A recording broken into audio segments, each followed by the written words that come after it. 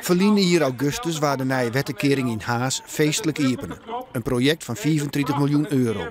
Net alleen een wichtig als bescherming in het wetter, maar als havenboulevard ook een toeristisch speerpunt. Maar haast een jaar later is de balustrade op de Kaimoren nog net aanmaken. En binnen de rinbregen hoe het spoor hermetisch afsletten. De argwage van het publiek en de gemeente Haas. Het hier vorig jaar oktober al aanwijzen moeten. Nou ben we ze weer oktober. Is nog niet al. Nee, dat is net leuk, dat vinden wij ook. Maar wij zijn al blij dat de keermuur open is, dat mensen nog herinneren kunnen.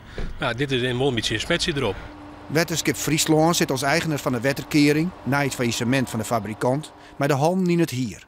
De opluchting van de gemeente kan met tijdelijke maatregels nog wel op de ringmoeren kuieren worden. Maar ideaal is dat net. Nu, je moet er nou of op die eind of op oren erop komen. En je zitten 2 treppen zitten tussen. Dat was heel noffelijk om daar even bij op, maar dat kan nog net. Het wetterskip zelfs wil geen commentaar aan. Maar liet weten dat er naar een oplossing zocht wordt. En dat is nederig ek. Ja, en het kost nogal wat. Ja. Het hele steekje, ik dacht 8 ton. Dan praten we over net een beetje. Nee. Nou, en dan wordt het net al maken. Dat ligt nergens op. Want op deze wijze wordt Haas het sieraad van het waard.